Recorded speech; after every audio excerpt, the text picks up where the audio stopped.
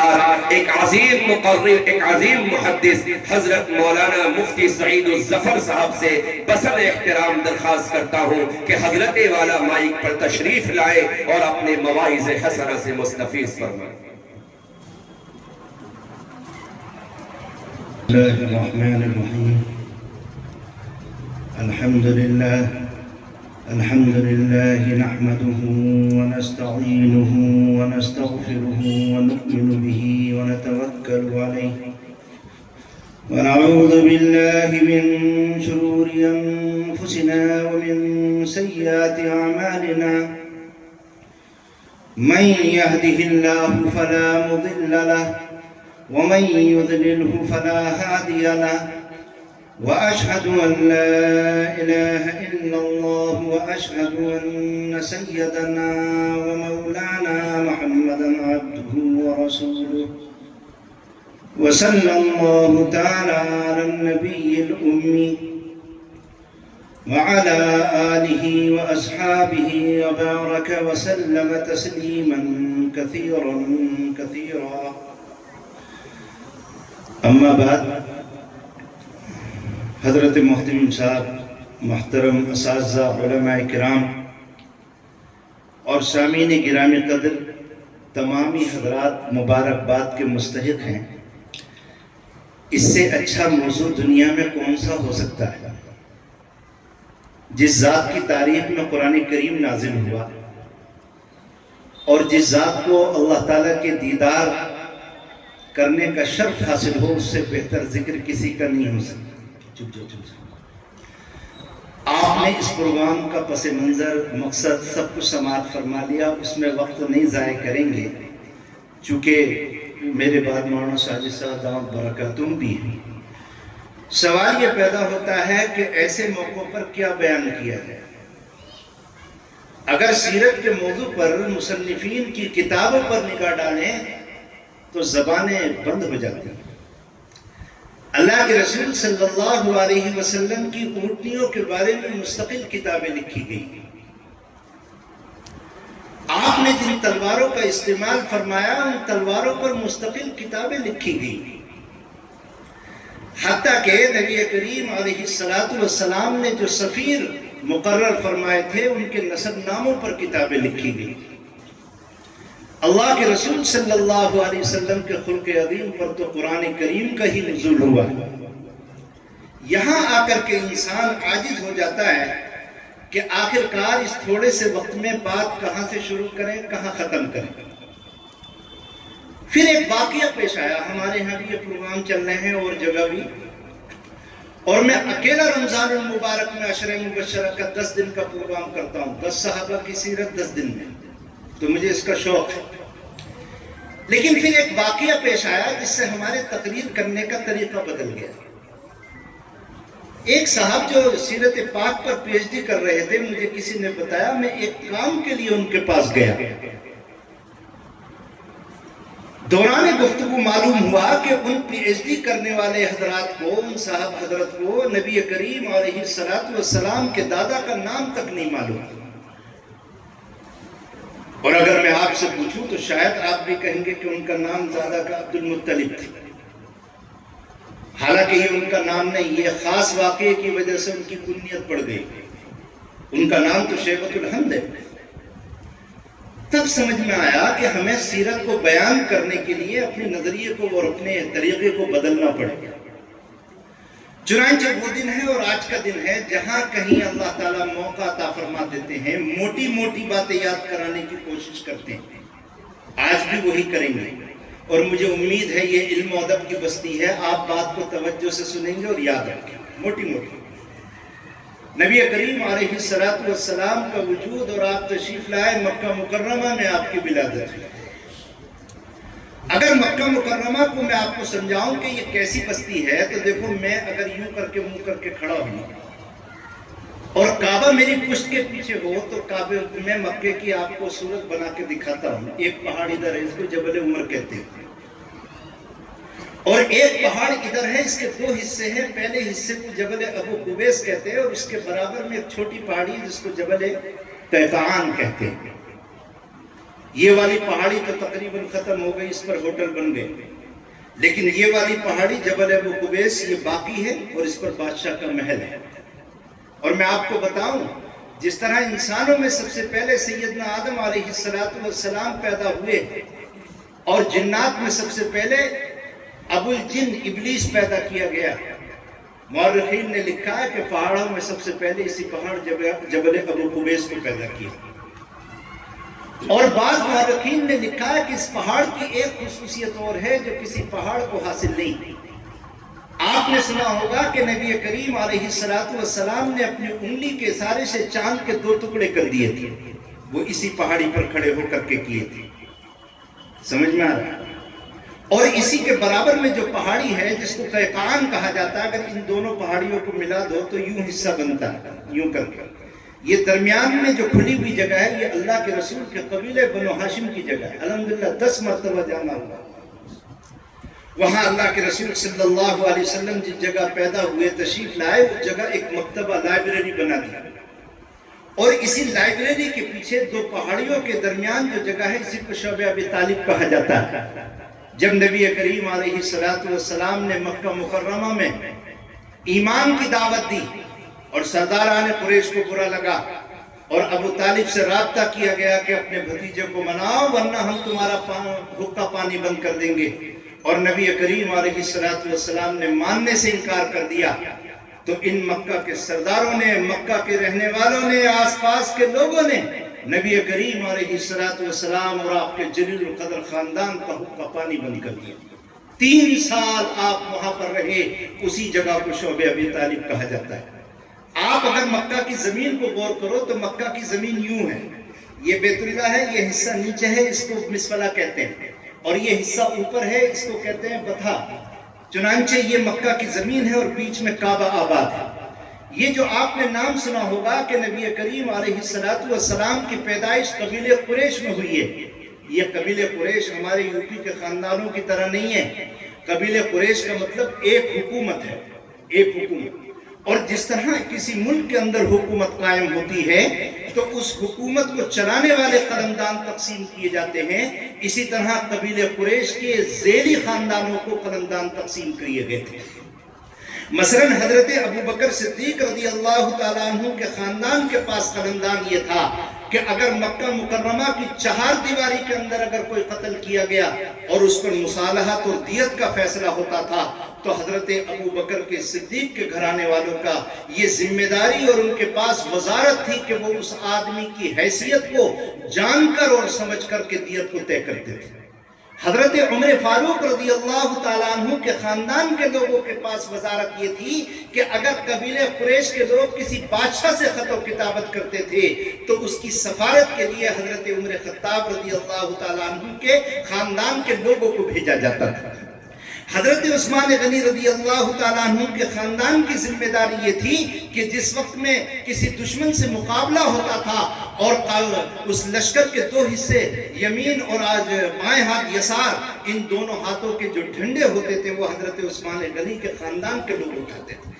حضرت عباس رضی اللہ تعالیٰ عنہ کے خاندان کی ذمہ داری یہ تھی کہ مکہ بیت اللہ میں چراغ جلاتے تھے، اس کی صفائی کرتے تھے اور زمزم سے پانی نکال کر کے حاجیوں کو پلاتے تھے۔ یہ آپ کی ایک شکل سمجھنا ہے۔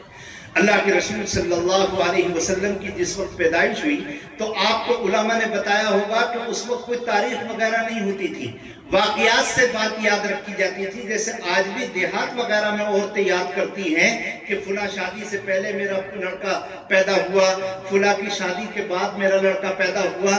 تو اس زمانے میں ابرہہ کا ایک واقعہ پیش آیا جو بیت اللہ کو ڈھانے کے لیے آیا تھا۔ اس واقعے کے 50 دن کے بعد میں نبی کریم علیہ السلام کی پیدائش ہوئی ہے۔ اور میں آپ کو بتاؤں کہ نبی کریم علیہ السلام جب اپنی ماں کے پیٹ میں تھے تو آپ کے والد محترم حضرت عبداللہ ملک شام سفر پر نکلے۔ اور میں درمیان میں ایک کام کی بات اور بتاؤں بھائی آپ کو، یہ جو مکہ مکرم بیت اللہ کے سامنے زمزم کا کنواں ہے، یہ آپ نے پڑھا اور سنا ہوگا کہ حضرت اسماعیل علیہ السلام کے پیروں کی برکت سے یا ان کی ذات کی برکت سے حضرت جبرائیل کے پروں کے مارنے کی وجہ سے نکلا ہے۔ لیکن یہ بات شاید آپ کو معلوم نہیں ہوگی کہ قبیلے بنو جرم کا آخری متولی جس کا نام عمرو بن حارث کتابوں میں لکھا ہوا ہے، اس کی نیت خراب ہو گئی۔ اس زمانے میں بیت اللہ کے ہیرے جواہرات رکھے جاتے تھے، لوگ نذرانے کے طور پر رکھا کرتے تھے۔ اس نے ایک دن ارادہ کر لیا کہ میں اس حجر اسود کو لے کر کے یہاں سے بھاگوں گا اور سامان کو لے کر کے بھاگوں گا۔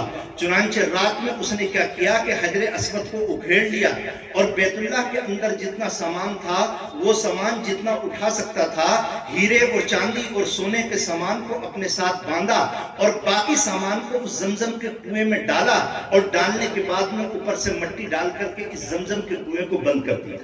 اور معلوم ہے یہ زمزم کا کنواں کتنے سال بند رہا؟ تقریباً 700 سال بند رہا۔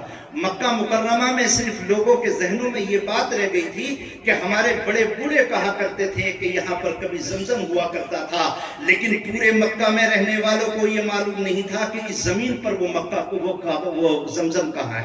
اللہ کے رسول صلی اللہ علیہ وسلم کے دادا عبد المطلب میں یہ خواہش اور جذبہ پیدا ہوا کہ میں نے اپنے بڑوں سے سنا ہے کہ اس مکہ کے اندر، اس مکہ کی زمین پر ایک کنواں تھا زمزم کا، میں اس کو تلاش کروں گا اور میں تلاش کرنے کے بعد میں اس کو کھولوں گا۔ انہوں نے سارے قبیلے قریش کو جمع کیا اور جمع کرنے کے بعد میں کہا کہ میرا ارادہ یہ ہے کہ میں اس کنویں کو تلاش کر کے کھولوں، تم میرا ساتھ دو۔ انہوں نے منع کر دیا کہ تو پاگل ہو گیا ہے، کہاں تو تلاش کرے گا اتنی بڑی زمین میں جس کو پتہ بھی نہیں ہے۔ وہ لیکن ہمت ہارنے والے نہیں تھے، انہوں نے اللہ تعالیٰ سے ایک نظر مانی، اور نظر یہ مانی کہ اے اللہ اگر میرے 10 لڑکے پیدا ہو گئے اور اگر مجھے زمزم کا کنواں مل گیا تو میں اس 10 لڑکوں میں سے ایک لڑکے کو اللہ کے راستے میں ذبح کر دوں گا۔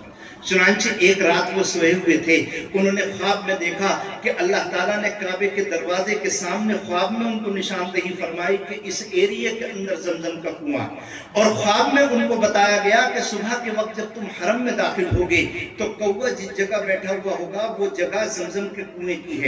حضرت عبد المطلب نے لوگوں کو جمع کیا اور جمع کرنے کے بعد میں کہا کہ خواب میں مجھے بتایا گیا ہے کہ زمزم کا کنواں کہاں ہے، تم میرے ساتھ چلو اور چلنے کے بعد میں اس کنویں کو کھولو۔ لیکن مولانا صاحب کوئی تیار نہیں ہوا۔ اپنے سب سے بڑے بیٹے حارث کو لے کر کے حضرت عبد المطلب گئے اور کدال ماری، تھوڑا سا کھودنے کے بعد میں سے اس میں سونے اور چاندی کے زیورات نکلنے لگے۔ 3 دن اس کنویں کو کھودنے میں لگے۔ دیکھو جو مشہور ہے نا کہ اللہ کے رسول کے والد عبداللہ کو ذبح کرنے کے لیے لے گئے، میں تمہیں تاریخ بتا رہا ہوں کہ وہ واقعہ کیوں پیش آیا۔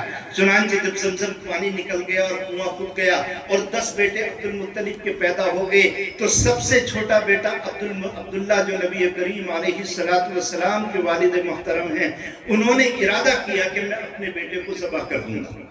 سارے قبیلے قریش آ گئے اور کہنے لگے کہ عبد المطلب تو کیا بے وقوفی کر رہا ہے؟ ارے تجھے زمزم کا کنواں مل گیا، لوگ اس طرح منتیں مانگا کرتے ہیں، بھول جاتے ہیں، لوگ نظریں مانگتے ہیں اور بھول جاتے ہیں، تو اس کو چھوڑ اور اپنے بیٹے کو ذبح مت کر۔ لیکن عبد المطلب اس بات پر اڑ گئے کہ میں نے اللہ سے نظر مانی تھی، وہ بات پوری ہو گئی، مجھے اپنی نظر کو پورا کرنا ہے۔ لیکن مکہ مکرمہ میں ایک نجومیہ عورت تھی، لوگ اس کو پکڑ کر لے کر آئے۔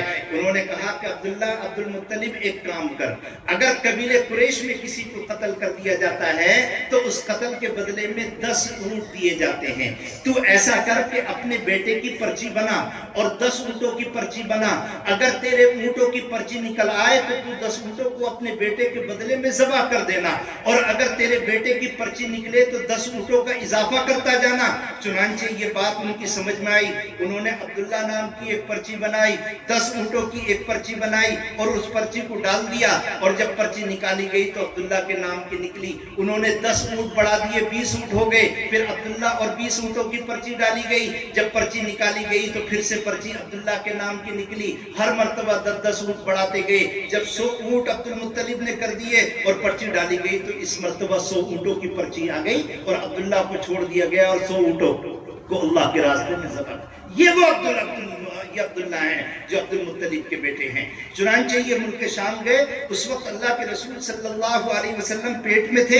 جب یہ مدینہ منورہ واپس آ رہے تھے وہی انتقال ہوا۔ ان کے پیچھے اللہ کے رسول صلی اللہ علیہ وسلم کی ولادت ہوئی ہے۔ ان کی ولادت کے بعد جب باپ نہیں بچا تو ان کے دادا عبد المطلب نے پالا ہے۔ آپ کو بتاؤں کہ حضرت سب سے پہلے دودھ پلانے والی عورت اللہ کے رسول کو سویبہ یا صوبیہ دونوں نام کتابوں میں لکھے جو ابو لہب کی باندھی ہے، انہوں دونوں نے دودھ پلائے۔ اس نے 6 دن باقی دن حضرت دائی حلیمہ نے دودھ پلایا. اور آپ کو بتاؤں کہ حضرت دائی حلیمہ کے گھر میں اللہ کے رسول 4 سال رہے, 2 سال دودھ پلانے کے لیے اور 2 سال مزید رہے. اور 2 سال میں ایک واقعہ پیش آیا. ایک دن دوپہر میں بکریاں چرانے کے لیے گئے تھے. ان کے دائی حلیمہ کے بچے بھی اللہ کے رسول صلی اللہ علیہ وسلم کے ساتھ تھے. دوپہر کا وقت تھا تو سفید کپڑے پہنے ہوئے 2 لوگ آئے. انہوں نے اللہ کے رسول صلی اللہ علیہ وسلم کو پکڑا, آپ کا سینہ مبارک چیرا, آپ کے دل قلب اتھر کو نکالا اور نکالنے کے بعد میں اس کو دھویا اور دھونے کے بعد میں آپ کے سینے مبارک میں دوبارہ رکھا. ان بچوں نے یہ واقعہ دیکھا تو گھبرا کر کے اماں کے پاس گئے اور جا کر کے بولے, آج اماں ہمارے قریشی بھائی کے ساتھ ایک واقعہ پیش آ گیا. 2 سفید پوش آئے اور آنے کے بعد میں انہوں نے ہمارے بھائی کا سینہ چیرا, دل نکالا اور اندر رکھ دیا. حضرت دائی حلیمہ اور ان کا شوہر عبدالعزیٰ بھاگے ہوئے آئے, دیکھا اللہ کے رسول بیٹھے ہیں, فوراً سینہ دیکھا کہیں آپریشن اور زخم کا نشان نہیں. دائی حلیمہ سمجھی کہ کوئی نہ کوئی جن کا اثر ہے. چنانچہ اس وجہ سے اللہ کے رسول کو مکہ چھوڑا گیا. آپ کو بتاؤں پوری زندگی میں اللہ کے رسول کا 3 مرتبہ سینہ کھولا گیا. کتنی مرتبہ؟ ارے بول دو نا, یا 3 مرتبہ. جی یہی تو میں یاد کرانا چاہتا ہوں سیرت کا پروگرام کر کے. میں چاہتا ہوں کہ لوگ اللہ کے رسول کی جتنا وقت ملا میں بتا سکتا ہوں آپ کو بتاؤں, تاکہ تمہیں معلوم ہو کہ سیرت کی شخصیت کیسے ہے. پورے سال تو ہم دوسری تقریریں کرتے ہیں, لیکن میں تمہیں یہ سکھانا چاہتا ہوں. چنانچہ اللہ کے رسول صلی اللہ علیہ وسلم مکہ مکرمہ میں آئے.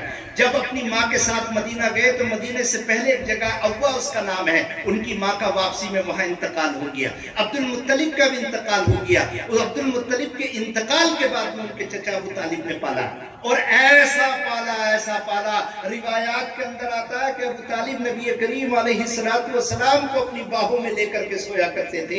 اپنے بچوں کا اتنا خیال نہیں تھا جتنا اللہ کے رسول کا تھا. جب 12 سال آپ کی عمر ہو گئی تو ابو طالب کو تجارت کے لیے ملک شام جانا تھا. اللہ کے رسول کو بھی ساتھ لے گئے. راستے میں ایک جگہ قیام کیا اور گرجا گھر کے قریب آپ آرام فرما رہے تھے.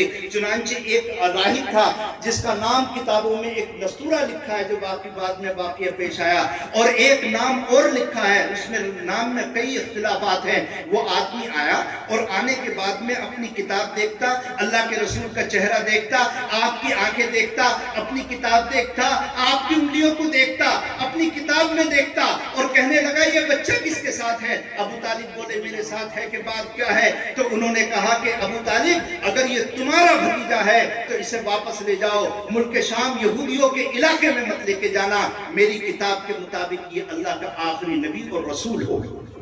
چنانچہ ابو طالب ڈر کی وجہ سے انہوں نے مال تجارت کو وہیں بیچا اور وہیں بیچ کر کے مکہ مکرمہ آ گئے. اللہ کے رسول کی جوانی پڑ رہی تھی, آپ کی سچائی اور دیانتداری کے درمیان چرچے پورے مدینہ مکہ مکرمہ کی گلیوں میں تھے. ابو الخمسہ کہتے ہیں کہ آپ کو نبوت ملنے سے پہلے میدان مکہ مکرمہ کے بازار میں آپ سے ملا. ایک چیز مجھے خریدنی ہے, بیچنی تھی. اللہ کے رسول صلی اللہ علیہ وسلم سے مول بہا ہوا, ابھی معاملہ پورا نہیں ہوا تھا, مجھے کوئی کام یاد آ گیا. میں نے اللہ کے رسول سے کہا کہ اللہ کے رسول 2 منٹ میں ابھی آتا ہوں, اور وہ چھوڑ کر کے چلے گئے. ابو الخمسہ کہتے ہیں میں بھول گیا. 3 دن کے بعد وہاں سے گزرا تو اللہ کے رسول وہیں کھڑے تھے. آپ وعدے کے اتنے پکے تھے, سارے مکے کو معلوم ہو گیا کہ یہ آدمی جو ہے سچا اور پکا ہے. ادھر حضرت خدیجہ الکبریٰ کا بھی ذرا حال سنو. خدیجہ الکبریٰ جو تھی وہ ایک مالدار باپ کی بیٹی تھی. ان کے والد کا انتقال, ان کے والد نے ایک آدمی سے, ابو حالہ نام کے آدمی سے نکاح کیا. وہ مکہ کا بڑا بزنس مین تھا. اس کا انتقال ہوا تو اس کا سارا مال حضرت خدیجہ کو ملا. جب ان کا دوسرے عتیق نام کے ایک آدمی سے نکاح ہوا, وہ بھی بڑا بزنس مین تھا, اس کا انتقال ہوا تو حضرت خدیجہ کو دونوں شوہر کا مال ملا. باپ کا انتقال ہوا, ان کا بھی مال ملا, تو باپ کا اور 2 شوہروں کا مال ملا, جس کی وجہ سے حضرت خدیجہ مکہ کی سب سے مالدار عورت تھی. چنانچہ حضرت خدیجہ الکبریٰ کو اپنا کام بڑھانے کے لیے کچھ ایسے ایماندار لوگوں کی ضرورت تھی جو ان کا مال ملک یمن, ملک عراق اور ملک شام لے کر کے جائے. انہوں نے اعلان کر دیا. ابو طالب کو جب معلوم ہوا, اللہ کے رسول صلی اللہ علیہ وسلم کی عمر 40 سال سے 25 سال تھی. ابو طالب نے کہا کہ بھئی دیکھو محمد, یہ خدیجہ کو کچھ لوگوں کی ضرورت ہے, وہ تمہیں تنخواہ دے گی, کھالی ہو مال لے کر کے ملک شام چلے جاؤ. اللہ کے رسول گئے. خدیجہ الکبریٰ نے اللہ کے رسول صلی اللہ علیہ وسلم کو نام دیا اور اپنا ایک غلام بھی ان کی خدمت کے لیے ساتھ دیا۔ چنانچہ جب یہ چلتا تھا قافلہ تو وہ غلام دیکھا کرتا تھا کہ سخت دوپہر کے وقت میں بادل، آسمان کے اوپر ایک بادل آتے ہیں اور وہ سایہ کر لیتے ہیں، سب کو دھوپ نہیں لگتی ہے لیکن اللہ کے رسول کو کوئی دھوپ نہیں لگتی۔ اس طرح کے بہت سارے واقعات پیش آئے۔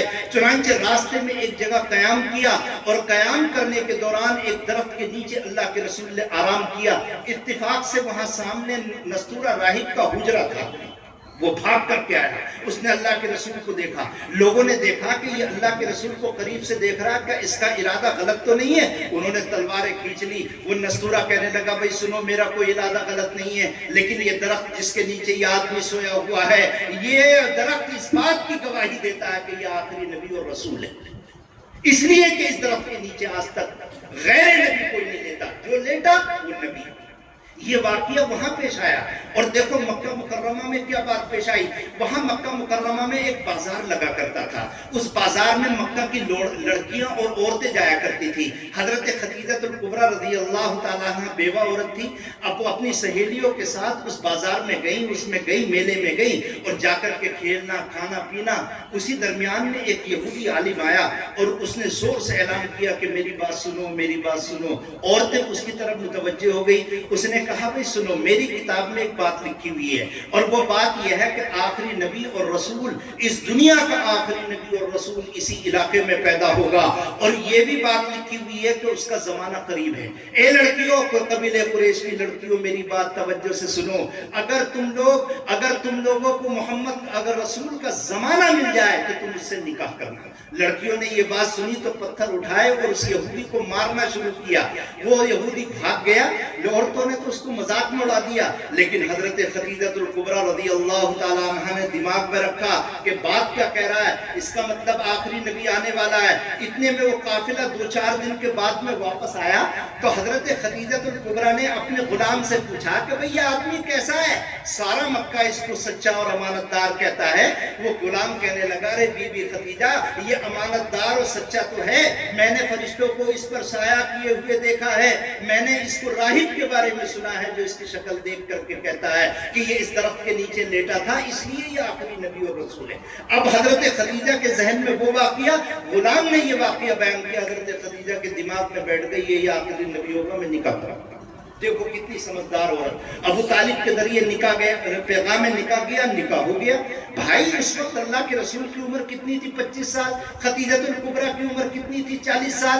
لوگ سوچتے ہیں، اور یہ مستشرقین نے اللہ کے رسول پر اعتراض کیا ہے کہ اتنی بڑی عمر کی عورت سے محمد نے پیسے کے لیے نکاح کیا ہے۔ بالکل غلط۔ دیکھو اس بڑی عورت سے نکاح کرنے کے پیچھے وجہ یہ تھی کہ آگے نبی بننے کے بعد میں جو پریشانیاں آ رہی ہیں اور آنے والی تھی اس کو بڑی عمر کی عورت ہی حل کر سکتی تھی۔ کیسے؟ دیکھو آپ کو حیرت ہوگی اس عورت کی سمجھداری پر۔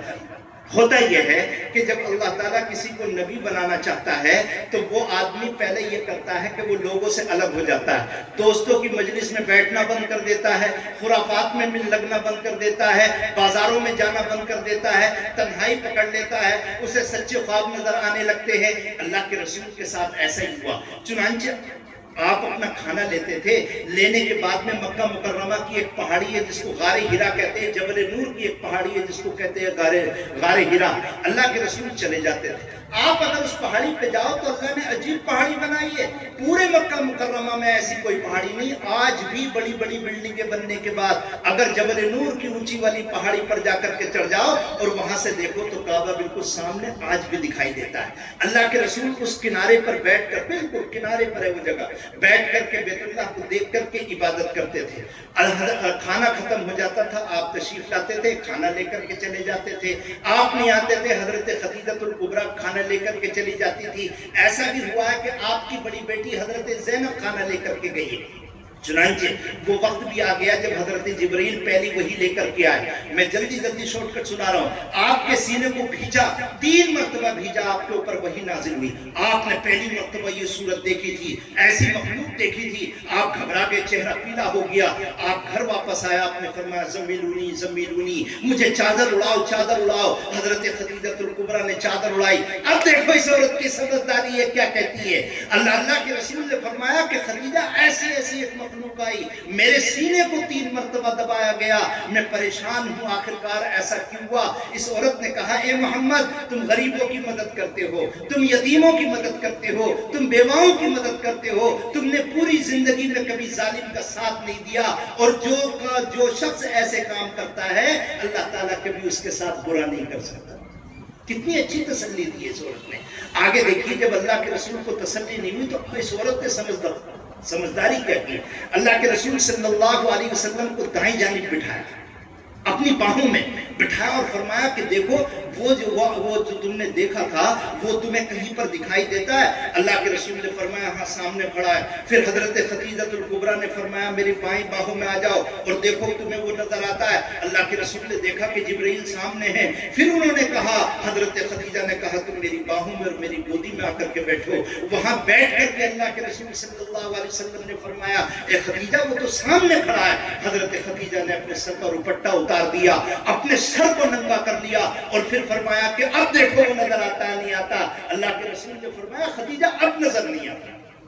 हजरत खदीजा ने कहा, घबराने की जरूरत नहीं है, जो भी चीज है वो अच्छी चीज है। अगर बुरी चीज होती तो मेरे सर को खोलने की वजह से गायब नहीं होती। अगर मेरे सर के खोलने की वजह से गई है तो ये अच्छी चीज है। लेकिन फिर भी तबीयत नहीं मानी। ऐसे ही होता है, घर में कोई बच्चा डर जाता है तो आमिल और मौलवी के पास ले जाते हैं। उस जमाने में एक आमिल हुआ करते थे, नसरानी आमिल, जो हजरत खदीजतुल कुबरा के चचाजाद भाई थे, वर्का इब्न नौफिल। बहुत उम्र थी, उनके पास वो ले गई और लेने के बाद में कहा कि भाई इन्होंने ऐसा ऐसा देखा। हजरत वर्का इब्न नौफिल ने पूरी तफसीर पूछी और पूछने के बाद में कहा, खदीजा मुबारक, ऐसा लगता है कि इनके पास वही नाकूस आ गया, वही नबी, वही फरिश्ता आ गया जो मूसा और ईसा के पास आया था। ये आखिरी नबी बनने वाले हैं। और उस वर्का इब्न नौफिल ने कहा, मोहम्मद, काश मैं उस वक्त जिंदा हूं जब तुम्हारी कौम तुम्हें अपने शहर से निकालेगी। अल्लाह के रसूल ने कहा, वर्का क्या कहते हो? सारा मक्का मुझसे मोहब्बत करता है, मेरे पास अपनी अमानतें रखता है, झगड़ों में मुझसे फैसले कराते, मुझे मक्का से निकाला जाएगा? हजरत वर्का ने कहा, हर नबी के साथ ऐसा हुआ है। काश जिस वक्त तुम्हारी कौम तुम्हें मक्का से निकाले मैं जिंदा हूं और मैं तुम्हारा साथ दूंगा। अल्लाह के रसूल को बड़ी हैरत हुई। बहरहाल नबूवत मिलने के बाद में आपको पता है मदीना मक्के के हालात खराब हो गए। अल्लाह के रसूल सल्लल्लाहु अलैहि वसल्लम ने जिसको भी कहा अल्लाह के रसूल के पीछे पड़ गया। हजरत अबू बकर सिद्दीक को गालियां दी गई, हजरत उस्मान गनी को एक उसमें चटाई में लपेट करके धुआं भर दिया गया, हजरत अब्दुल्लाह इब्न मसूद को बैतुल्लाह के सामने इतना मारा गया कि आप बेहोश हो गए। और अल्लाह के साथ जो किया, अल्लाह के रसूल के साथ जो किया गया उसको तो बयान करने के लिए हमारे पास अल्फाज ही नहीं है। मेरे भाइयों, इस्लाम आने के बाद में इतने हालात खराब हुए, इतने हालात खराब हुए, एक वाक़ये से अंदाजा लगा लो। हजरत अबू ज़र गिफारी रज़ी अल्लाह तआला अन्हु कबीले गिफार के मुल्क यमन के रहने वाले थे, मुल्क यमन के रहने वाले थे। उनको किसी ने बताया कि मक्का मुकर्रमा में एक आदमी पैदा हुआ है और वो ये दावा करता है कि मैं आखिरी नबी हूँ। हजरत अबू ज़र गिफारी को दिल में शौक पैदा हुआ कि मैं देखूँ ये आदमी कौन है। चुनांचे उन्होंने अपने भाई मोनिस, लिखा है नाम उनका, उनको उनेस लिखा है कि तुम जाओ और मक्का मुकर्रमा जाकर के देखो ये आदमी सच्चा है या झूठा, मालदार इसकी बात मानते हैं या गरीब मानते हैं। हजरत उनेस आए और आने के बाद 2-3 दिन मक्का में टहले और चले गए। और जाने के बाद में अबू ज़र से कहा कि अबू ज़र, ऐसा लगता है कि वो आदमी सच्चा है। मक्का मुकर्रमा के मालदार लोग तो उसको साइड भी नहीं देते, बात भी नहीं करते, गरीब और फटे पुराने हाल लोग उस पर ईमान लाए। हजरत अबू ज़र गिफारी अल्लाह ताला उनके दिल में शौक पैदा हुआ कि मैं मुलाकात करूं। मैं जब आपको मालूम है ये अबू ज़र गिफारी कौन है? ये अल्लाह के रसूल सल्लल्लाहु अलैहि वसल्लम के साबिकीन के सहाबा हैं। ये वो सहाबी है जो जाहिदीन में शुमार होता है। इनका मसलक ये था, इनका मसलक और मशरब ये था कि जब शाम होनी चाहिए तो शाम के वक्त तुम्हारे घर में या तुम्हारी जेब में कोई पैसा नहीं होना चाहिए। कल अल्लाह की जात मौजूद है, कल तुम्हें खिलाएगी। इसलिए इन्होंने एक गंडा बना लिया था। मदीना मुनव्वरा के बाजार में जाते थे और किसी के पास में अगर पैसा देखते थे तो کو ڈنڈے سے بہت مارتے تھے۔ حضرت عثمان غنی کا زمانہ آیا تو حضرت عثمان غنی رضی اللہ تعالیٰ عنہ نے ان کو پکڑا اور پکڑ کر کے ملک شام حضرت امیر معاویہ کے پاس بھیج دیا اور ان کو خط لکھا، اے امیر معاویہ یہ صحابی رسول ہے، میں ان کو کچھ نہیں کہہ سکتا، یہ لوگوں کو مارتے ہیں تم ان کو اپنے پاس رکھو۔ چنانچہ امیر معاویہ نے ان کا ویلکم کیا اور ان کو اپنے پاس رکھا۔ اتفاقاً اسی زمانے میں ایک واقعہ پیش آیا، حضرت عبد الرحمن ابن عوف رضی اللہ تعالیٰ عنہ کا انتقال ہو گیا، اور انتقال ہونے کے بعد ان کی جو مالیت کو لوگوں میں تقسیم کیا گیا، 16,000 کروڑ یا 16 کروڑ دینار سونے کے سکے، 8 ٹن سونا ان کی نسل میں تقسیم کیا گیا۔ اتنا پیسہ، اتنا سونا حضرت عبد الرحمن ابن عوف نے چھوڑا۔ بس حضرت ابو ذر غفاری رضی اللہ تعالیٰ عنہ سے کسی نے مسئلہ پوچھ لیا، اے عبد الرحمن، یہ ابو ذر یہ بتاؤ کہ حضرت عبد الرحمن ابن عوف کے پاس میں اتنا پیسہ یہ صحیح ہے یا غلط ہے؟ کعب احبار بول پڑے، کہنے لگے اگر زکوٰۃ دیتے تھے تو صحیح تھے۔ حضرت ابو ذر نے ڈنڈا اٹھایا اور ڈنڈا اٹھا کے کعب احبار کو پیٹ ڈالا۔ حضرت امیر معاویہ نے خط لکھا عثمان غنی کو، اے عثمان یہ صحابی رسول ہے، میں ان کو اپنے ساتھ نہیں رکھ سکتا، میں مدینے بھیج رہا ہوں۔ مدینے آ گئے تو حضرت عثمان غنی نے سمجھایا، نہیں مانے تو حضرت ابو ذر غفاری کو حضرت عثمان نے فرمایا، اے ابو ذر اب تم انسانوں میں رہنے کے لائق نہیں، تم جنگل میں چلے جاؤ۔ چنانچہ مدینہ منورہ کے قریب ایک جگہ تھی جس کو ربضہ کہا جاتا ہے۔ حضرت ابو ذر غفاری اپنی بیوی کے ساتھ وہاں چلے گئے، اور جانے کے بعد میں جب اے بچے بیٹھ جا بیٹے، اے بچے بیٹھو بیٹھو بیٹھو بیٹھ جاؤ۔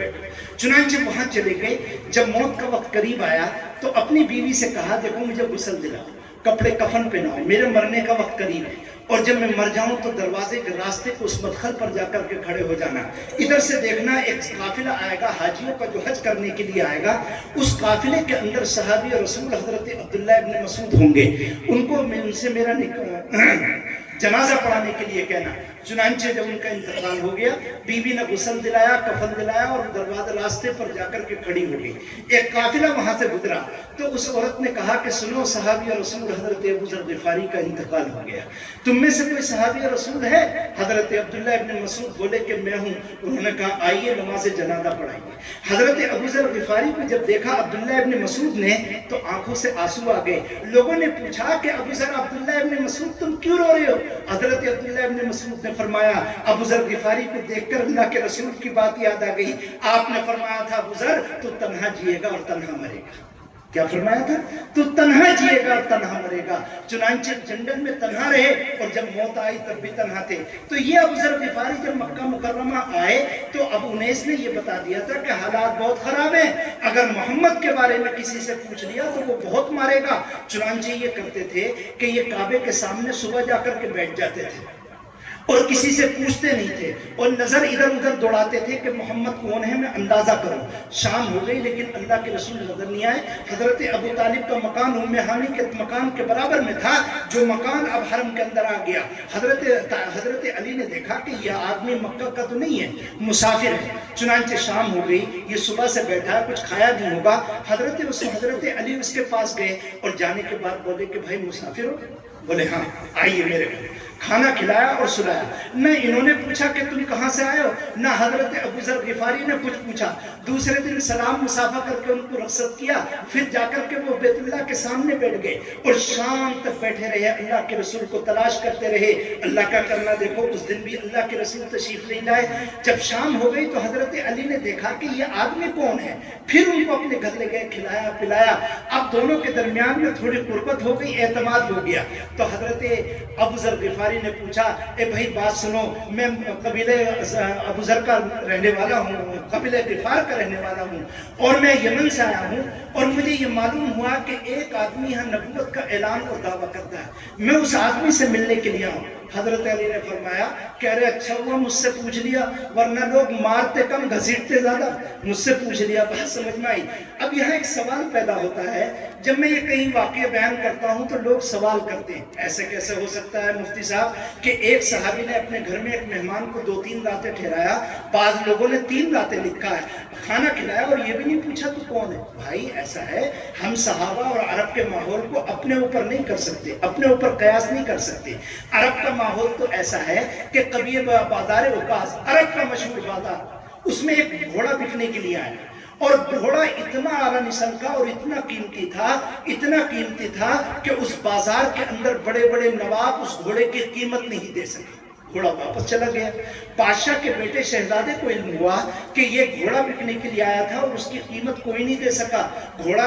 شہزادے نے ابا سے کہا کہ ابا مجھے ایسا والا اور عمدہ نسل کا گھوڑا چاہیے۔ باپ نے کہا ابھی منگواتا ہوں۔ انہوں نے کچھ سواروں کو بھیجا، وہ تلاش کرتے کرتے دوپہر کے وقت میں اس کسان کے گھر پہنچے، دروازے پہ دستک دی، سلیق علیق ہوئی، اس نے بیٹھک میں بلایا بٹھایا اور کسان نے کہا کہ میں ابھی اندر سے آتا ہوں۔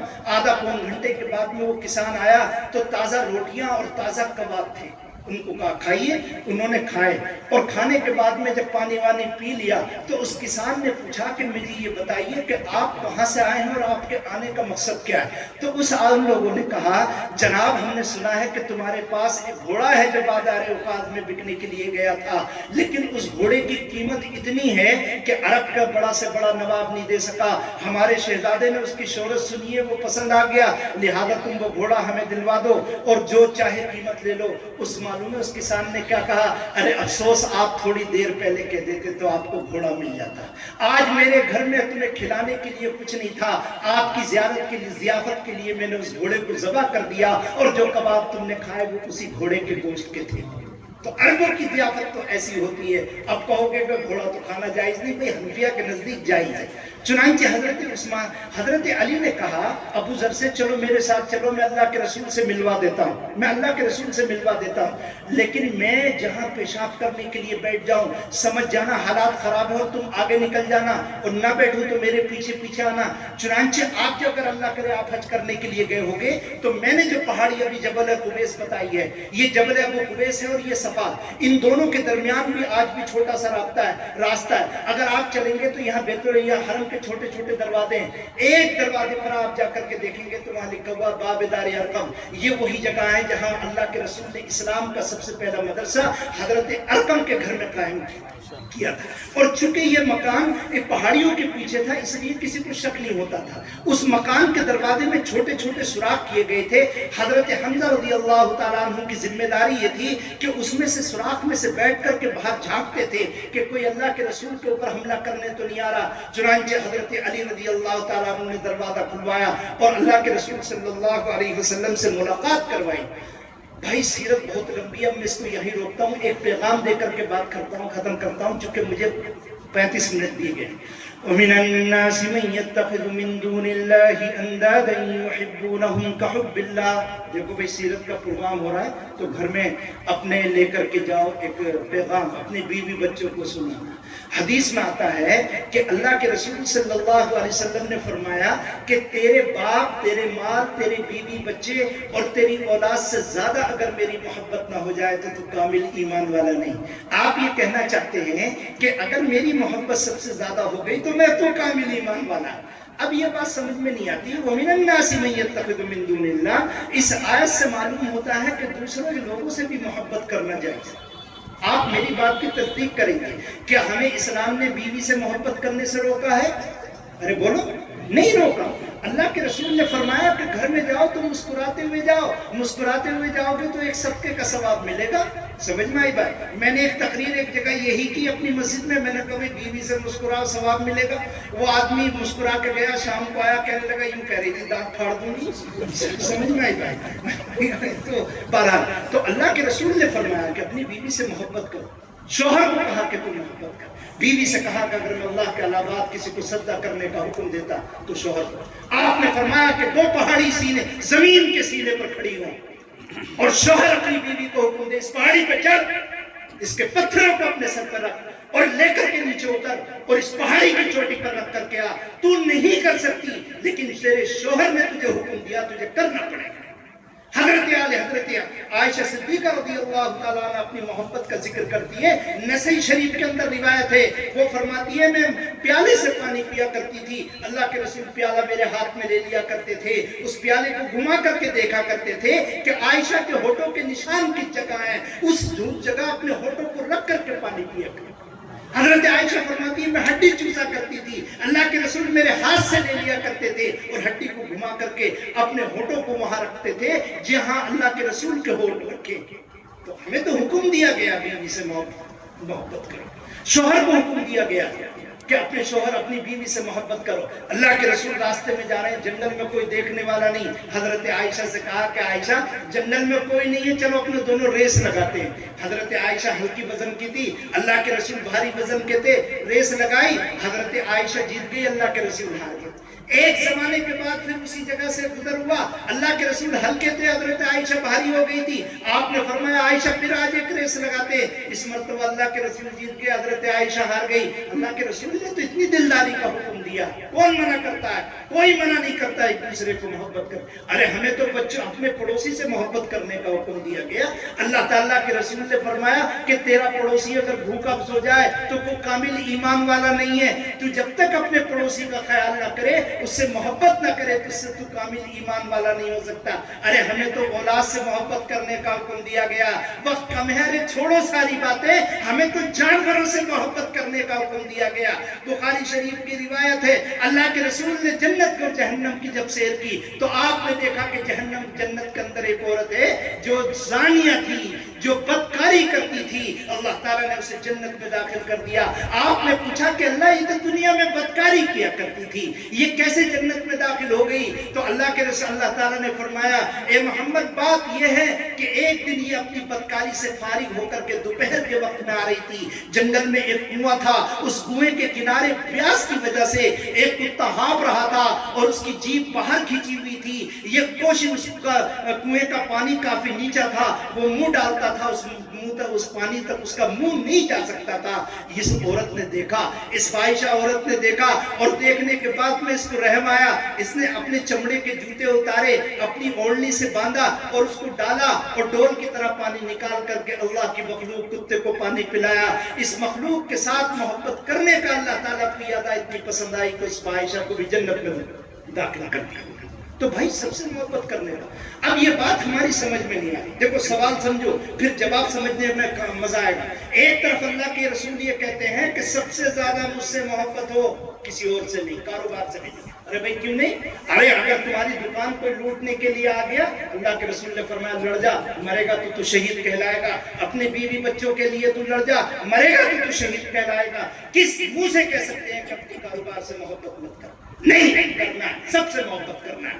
اگر کاروبار سے محبت نہیں کرے گا تو ترقی کیسے کرے گا؟ تو اللہ کے رسول فرماتے ہیں ایک طرف تو کہ تیرے بیوی بچے وغیرہ میں محبوب ہوں, اگر ان سے محبت کرے گا تو ایمان والا نہیں, دکان سے محبت کرے گا تو ایمان والا نہیں. اور دوسری طرف دیکھو تو ہمیں بتایا جا رہا ہے محبت کرو. ان دونوں باتوں کو سمجھ جوڑیں کیسے, سمجھ میں کیسا ہے؟ تو میں جوڑ کے دکھاتا ہوں, پھر بات ختم کرتا ہوں. دیکھ بھائی یہ ہمارا دل ہے, دل میں اللہ تعالیٰ نے مختلف درجات بنائے. علامہ شبیر احمد عثمانی نے فوائد عثمانی میں لکھا ہے کہ اس کے الگ الگ حصے ہیں. اوپر کا حصہ, اس سے نیچے حصہ, نیچے کا حصہ. اور آپ تو رامپور کے رہنے والے میری بات اچھی طرح سمجھیں گے کہ سب دل کا جو سب سے نچلا والا حصہ ہے, جس کو ہم اردو میں نیہا خانہ کہتے ہیں, یہ پورے جسم کو انسان کے کنٹرول کرتا ہے. پورے جسم میں جیسا خیال اس دل میں آئے گا, تمہارے ہاتھ ویسے چلیں گے, تمہاری آنکھیں ویسی چلیں گی, تمہارا پیر ویسا چلے گا. برا خیال آئے گا برے چلیں گے, اچھا خیال آئے گا اچھے چلیں گے. نہیں سمجھے؟ میں مثال دے کر کے سمجھاتا ہوں. سردی کا زمانہ ہے, تم آگے آگے روڈ پر جا رہے ہو اور پیچھے سے کسی نے سردی کے زمانے میں آپ کے ٹخنے پر بہت تیزی سے ڈنڈا مارا, آپ بلبلا کے رہ گئے. ٹخنے کی چوٹ بہت خطرناک ہوتی ہے, سردی کا زمانہ ہے, بلبلا کر رہ گئے. آپ کے دل کے اس نیچے والے خانے میں خیال آیا, ابھی اس کے تھپڑ مارتا ہوں. اتنا خیال آیا, آپ کی آنکھوں کی سرخی بدل گئی, آپ کی بھوئیں چڑھ گئی, آپ نے آستین اوپر کر لی اور غصے میں پلٹ کر کے مارنے کے لیے جو دیکھا تو وہ اندھا آدمی تھا. آپ نے دیکھا یہ اندھا ہے، فوراً دل کے اس کھانے کے اندر خیال آیا یہ آدمی تو قابل رحم ہے، یہ اندھا ہے، بس یہ خیال آیا کہ آنکھوں کی سرخی ختم ہو گئی، بھوئیں نیچے آ گئی، آستینیں نیچے آئی، ابھی تو مارنے والے تھے، اس کو پکڑ کر کے راستہ پار کرا۔ ذرا دیکھیے 1 منٹ میں 2 خیال آئے، آپ کے جسم نے 2 ریئیکٹ کیے، ایک خیال آیا اس کے تھپڑ مارنا، پورے جسم کی حالت بدل گئی۔ ارے میری بات کی تائید کرو گے نہیں کرو گے؟ آنکھیں سرخی میں آ گئی، آستینیں چڑھ گئی، اور جہاں خیال آیا کہ یہ تو قابل رحم ہے، پوری زندگی بدل گئی۔ اس کا مطلب یہ ہوا کہ جسم کو کنٹرول کرتا ہے وہ آخری حصہ۔ اللہ کے رسول یہ کہنا چاہتے ہیں تیرے دل کے جتنے کھانے ہیں ان کھانوں میں تو بیوی کو رکھ، مجھے کوئی مطلب نہیں، تو اس کھانے میں دکان کی محبت رکھ، مجھے نہیں مطلب، تو پیسوں کی محبت رکھ، مجھے نہیں مطلب، تو جس کی چاہے محبت رکھ، مجھے نہیں مطلب، اپنے دوست کی محبت رکھ، مجھے نہیں مطلب، لیکن دل کا آخری کھانا تو تیرے جسم کو کنٹرول کرتا ہے، اس میں اگر محبت ہوگی تو میری ہوگی، اگر کسی اور کی محبت ہوگی تو تیرا جسم صحیح کام نہیں کرے گا، اس میں کسی اور کی محبت نہیں آنی چاہیے، اگر کسی اور کی محبت آ گئی تو سمجھ لے تو کامل ایمان والا نہیں ہے۔ کامل ایمان والا تب ہوتا جب تو میرے اس دل میں میری محبت ہو۔ اللہ کے رسول نے کیا کہا تھا؟ حضرت ابو بکر کی طرف اشارہ کر کے کہا تھا اگر لو اتخذت خلیلی، اگر میں کسی کو اپنا دوست بناتا تو ابو بکر کو بناتا۔ آپ نے فرمایا اگر میں کسی کو دوست بناتا تو ابو بکر کو بناتا، حالانکہ آپ سب جانتے ہو کہ اللہ کے رسول کا دنیا میں اور آخرت میں اور غار ثور کے اندر اگر کوئی سب سے بڑا دوست ہے تو وہ ابو بکر صدیق ہے۔ کون نہیں؟ اللہ کے رسول غزوہ تبوک کے موقع پر سکوں کو چھالتے تھے اور آپ نے کہتے تھے کہ جس نے میری مدد کی ہے میں نے سب کا حق اتار دیا، لیکن میں ابو بکر کا حق نہیں اتار سکا، قیامت کے دن اللہ تعالیٰ اس کا صلہ دے گا۔ دوست، لیکن اس دوست کے بارے میں بھی اللہ کے رسول یہ فرماتے ہیں کہ میں اگر دوست بناتا تو ابو بکر کو بناتا، یعنی وہ میرے دوست نہیں ہے، مطلب یہ ہے کہ وہ فرماتے میں نے تو اللہ سے دوستی کی ہے، کہنے کا مطلب یہ ہے ان کی دوستی بھی دل کے اوپر والے حصے میں نیچے نہیں۔ اب دیکھو بھئی 2 منٹ کی بات ختم۔ اب ہمارے دل میں اللہ کے رسول کی محبت ہے، بیٹے کی محبت ہے، اللہ کے رسول کی محبت ہے، بیوی کی محبت ہے، اللہ کے رسول کی محبت ہے، اور ہمارے دل میں سونا چاندی کی محبت، اس کو پتہ کیسے لکھا؟ میرے بات بتاؤ، اتنی ترقی کا زمانہ ہے، تمہارے گھر میں جو عورتیں سونا پہنتی ہے 2 منٹ میں لے جاؤ سونار کی دکان پہ، وہ کسوٹی پہ کس کے بتا دیتا ہے کہ کتنا سونا کتنا کھوٹ ہے۔ ارے اس کو چھوڑو، تمہارے گھروں میں جو دودھ آتا ہے اس کو 2 منٹ میں لے جاؤ، وہ بتا دیتا ہے کتنا کیمیکل ہے۔ اس کو بھی چھوڑو، تمہاری رگوں میں جو خون بہتا ہے اس خون کو بھی لیب والا بتا دے گا کہ کتنے اس میں چربی ہے اور کتنا۔ جب ساری چیزوں کا معیار کسوٹی ہے تو ہمارے ایمان کا معیار اور کسوٹی نہیں ہوگا۔ تم خود دیکھو، گھر میں شادی ہے، لڑکا یہ کہتا ہے کہ ابا جی میری شادی ہے، میں تو رنڈی نچاؤں گا، موٹی سی مثال لے لو، میں رنڈی نچاؤں گا۔ اب باپ کیا کہتا ہے؟ باپ اپنے دل کو ناپے اور جھانکے۔ چنانچہ اگر کوئی یہ کہتا ہے کہ بھئی لڑکے ہیں، پہلی مرتبہ ایک ہی مرتبہ تو زندگی میں شادی ہوتی ہے، چنانچہ وہ بیٹے کی بات مان لیتا ہے اور اللہ کے رسول کی بات کو ٹھوکر مار دیتا ہے۔ سمجھ جانا کہ اس کے دل میں رسول کی محبت نہیں، کس کی محبت ہے؟ بیٹے کی۔ ارے نہیں سمجھ۔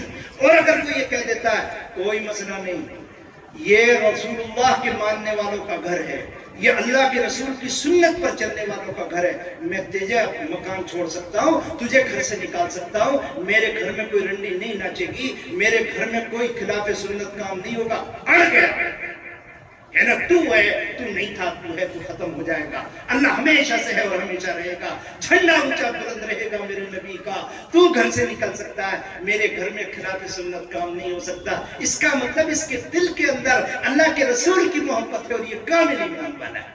اس ایک مثال سے پوری زندگی کو سمجھ لو۔ جہاں روپے پہ اذان ہو رہی ہے، عصر کی اذان، لوگ بھاگدا حی علی الصلاح حی علی الفلاح، مسجد کی طرف آؤ۔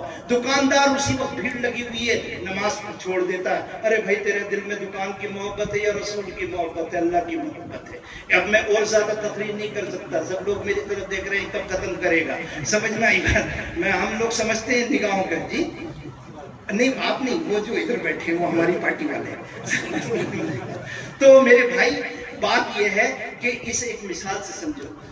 میں حضرت مولانا اسلم صاحب کا शुक्र अदा करता हूँ। मुझे बुलाया और मैं असर की नमाज पढ़ने जा रहा था, मुझे फ़ोन आया, हजरत के बात का इनकार करने का हिम्मत नहीं होती है। मैं तो भाई पढ़ने लिखने वाला आदमी हूँ, तकरीरों में बहुत कम जाना होता है। कोई बात अगर काबिल इस्लाह होगी तो उलमा मुझे बता देंगे, मैं उसकी इस्लाह कर लूँगा। जो बताया गया है उसको याद रखिए और अल्लाह ताला हम सबको उस पर अमल की तौफीक अता फरमाए।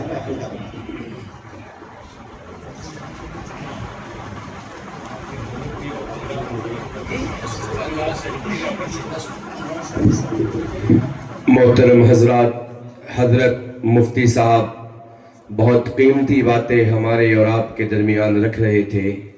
अल्लाह